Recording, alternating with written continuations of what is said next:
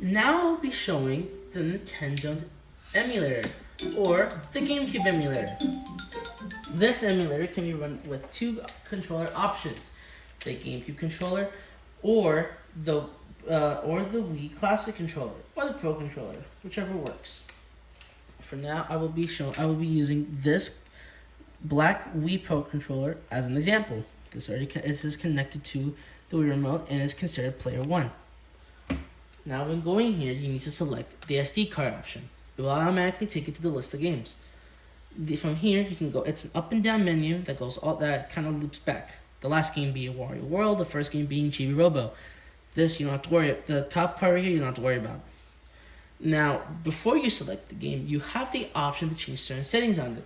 So, for example, let's say you want to play some Mario Kart Double Dash, and there is a progressive mode which allows the video.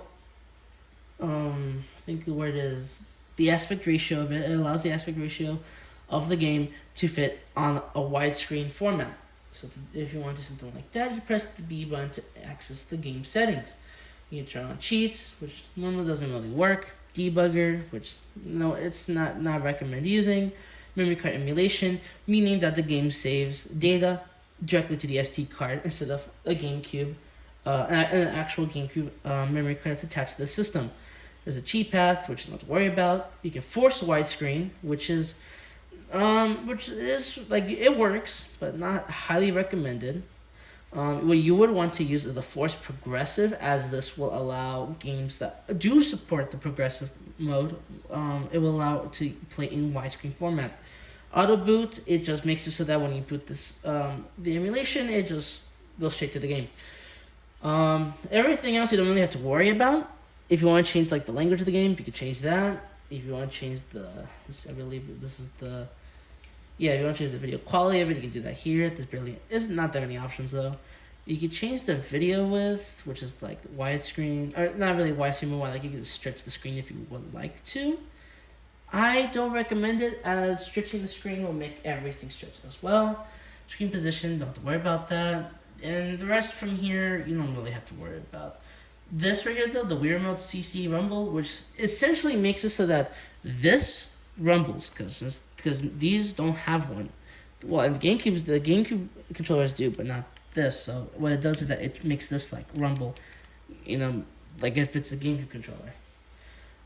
If you like to go back, you just press the home menu, and you just go back to the game you want to play. You press A, and it starts loading up. Everything from there is as normal as a GameCube controller.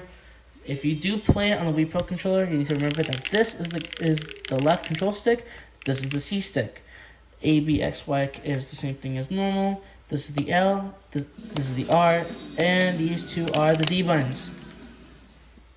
Select doesn't do anything, but the home button does take you back to the Wii menu. So let's just, for example, so right now it's on progressive mode, and I'll just show an example. You press start, you can press yes, and there you go. You can just play the game as normal. Here's the control stick. See, everything works as normal. To go back, you just press the home button, and there you go. It tells the emulation to turn off, and takes you back to the Wii menu. And that's how you use the Nintendo emulator.